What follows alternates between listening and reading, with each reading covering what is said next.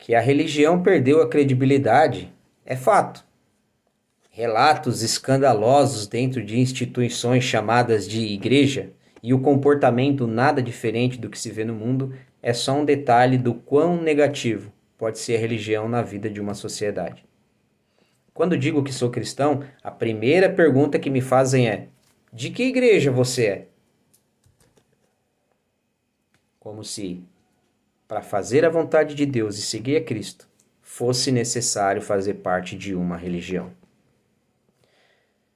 Eu quero compartilhar com você uma conversa que eu tive com um religioso. Ele se apresenta como um presbítero evangélico. E mostrar para vocês o comportamento que, numa vasta vida religiosa, olha como é que ele se comporta quando recebe uma crítica. E depois mostrar dentro de uma outra conversa aqui como é que um ateu trata alguém que faz crítica com ele. E aí você vai fazer essa conclusão, ok? Acompanhe aí no vídeo. Mas antes, não se esqueça, se inscreva em nosso canal, deixe seu like e faça aí seu comentário aqui embaixo, será muito importante. Bora pro vídeo.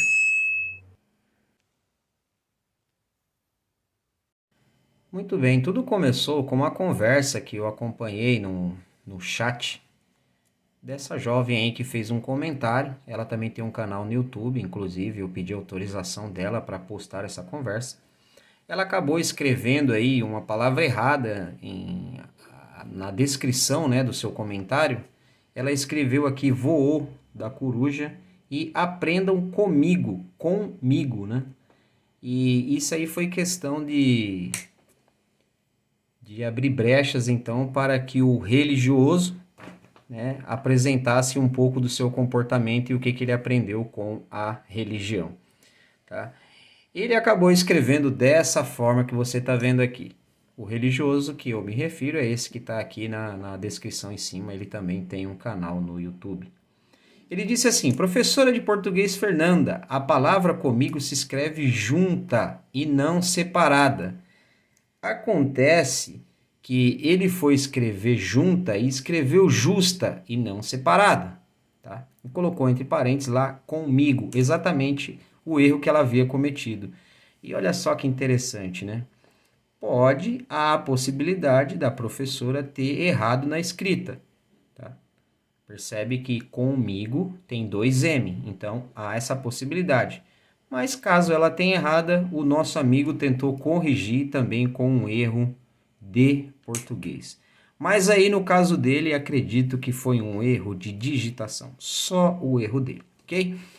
E ensinei, né, ele diz aí, já ensinei a professora que sempre que colocar vírgula, dê espaço entre as frases e pontuação. Muito interessante a correção do nosso querido presbítero, como ele vai se apresentar aí mais para frente, tá?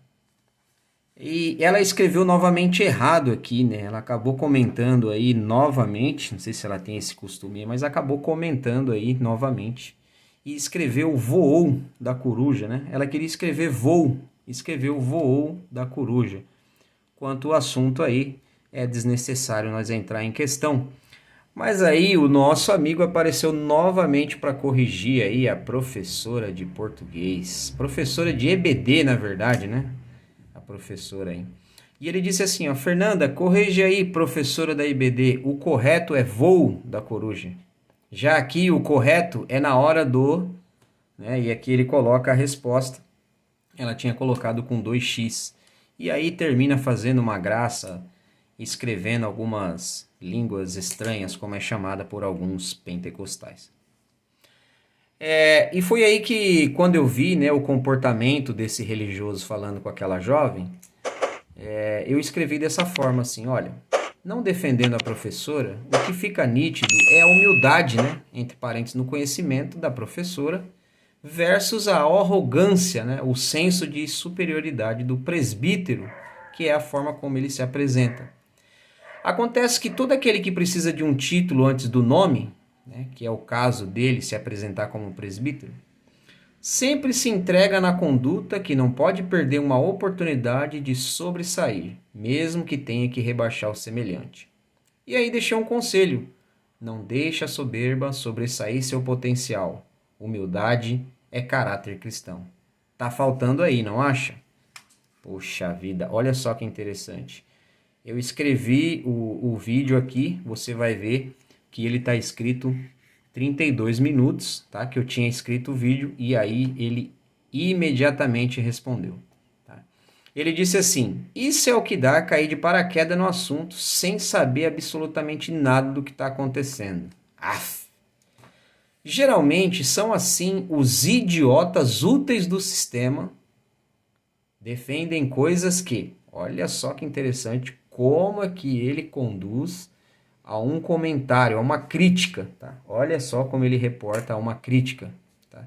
E na verdade era um conselho, mas tudo bem. Ele começou usando a palavra idiota, né, com semelhante, e aí depois ele até vai dizer o que é semelhante para ele. E aí a resposta dele foi o seguinte: primeiramente, não conhece, segundo, não domina e terceiro, não entende. Com base nessas três máximas, o idiota útil aplica o que lhe convém com um comentário infeliz, com base em suas percepções desprovidas tanto de contexto quanto de realidade. Vai uma dica aos idiotas úteis de plantão. Olha só, hein? Até estendeu aí a dica do supermestre. Olha a dica dele aí então. Perguntem primeiro antes de sair aturando para todos os lados. Olha só que interessante. Mais um erro de português daquele superior que estava corrigindo a professora de EBD.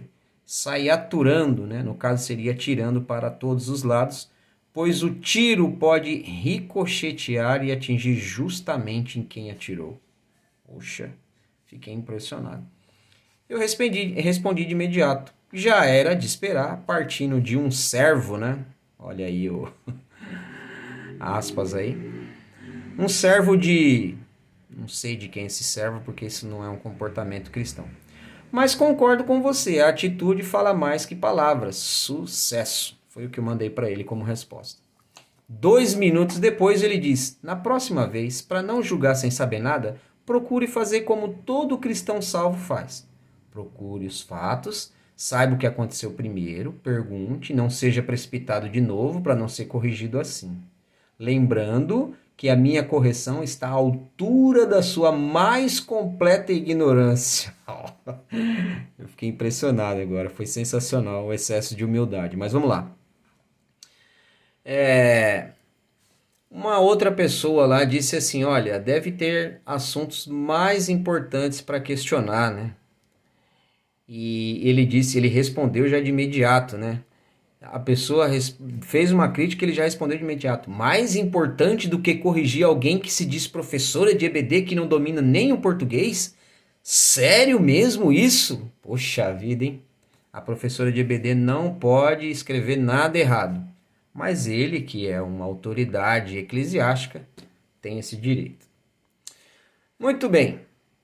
Respondi para ele: aceito o seu conselho, correção segundo você, né? No caso segundo ele, e agradeço sua aula de como não se deve tratar o semelhante. Afinal, de tudo se aprende alguma coisa.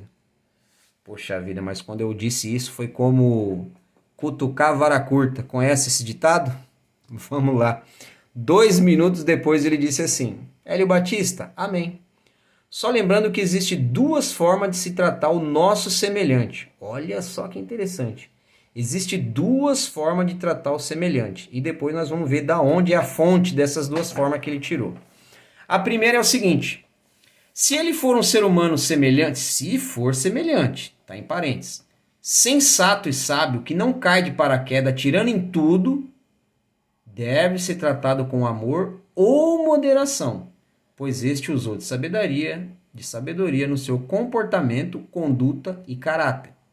Segundo, se ele é um ser humano, semelhante, de novo, entre parênteses, atraído pelo que vê aparentemente, porém não analisa os fatos dentro de um contexto, tecendo críticas sem sentido, justamente por não conhecer o caso ou assunto, a este corrige-o veementemente, se possível for publicamente, para que haja temor na congregação. Uau! Correção virtual para que haja temor na congregação. Resumindo, a igreja dele é virtual. Mas tudo bem, a congregação no caso. Enfim, sigamos defendendo o evangelho, deixando essas infantilidades de lado, pois dissensões e contendas são coisas de criança. Muito bem, hein? Vamos continuar defendendo o evangelho com esse excesso de humildade. Mas vamos lá. Eu queria entender por que que ele agia dessa forma tão arrogante e tal. E aí fui dar uma pesquisada e acabei vendo esse comentário aqui, ó. Ele disse assim, ó: pessoal, a professora da EBD me chamou de criança, kkk. Logo eu, olha só, olha quem que a professora chamou de criança. Presbítero assembleiano por mais de 16 anos. Dirigentes, ele não era um dirigente, ele era dirigentes, ele era mais que um. De escolas dominicais por mais de 10 anos. Tenho curso em teologia e a professora da EBD disse que precisa aprender mais. KKK. E não é que ela tem razão? Pois todo dia estou aprendendo com as escrituras. Mas ela acha que já sabe de tudo. KKK. Tá certo, dona teóloga da EBD. Quanta ironia, hein? E aí foi assim que eu descobri, então, da onde vinha a arrogância. Olha qual que é a base do nosso amigo religioso. E é por isso que eu critico tanto a religião, critico tanto o ateísmo. Os caras caem de cabeça lá, mesmo que há contradições. Não, é isso que eu defendo. E esse é o resultado da religiosidade. Você percebe? Alguém que se diz seguidor de Cristo, o nome de Cristo nem aparece.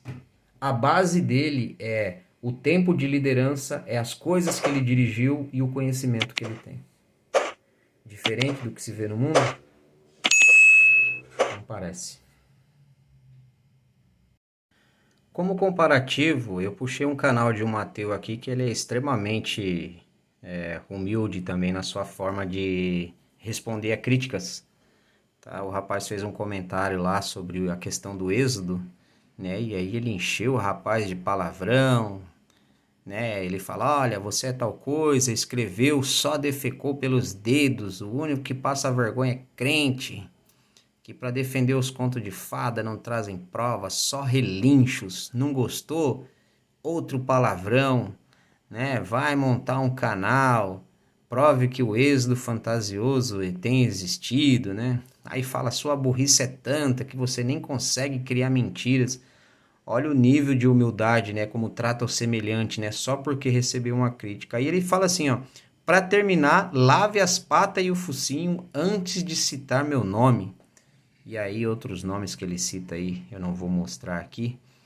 Mas é mais para comparativo, né? Para você ter uma ideia da transformação que a religiosidade fez no presbítero lá de 14 anos, que fazia parte de uma religião, professor de várias EBDs, né?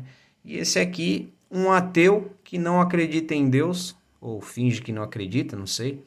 Não estou aqui para criticar a pessoa dele de fato, mas para mostrar que o comportamento, tanto daquele que é religioso como aquele que diz que não é, não tem diferença. Logo, qual que é a positividade da religiosidade, a não ser fechar as portas para aqueles que de fato querem conhecer o que diz as Escrituras. Eu espero que você consiga fazer um balanço dessa conversa aí, tá? Do comportamento do religioso, do comportamento do ateu, e ver que de fato ambos em nada existe transformação interior. A proposta das Escrituras, né, é exatamente essa, trazer uma transformação interior. Apenas que poucos querem enxergar dessa forma. Querem usar como argumentos para atrair pessoas, números, prosperidades. E o que de fato o texto quer trazer, que é transformação interna, quer viver uma vida justa, uma vida digna diante de Deus. Isso as pessoas ignoram.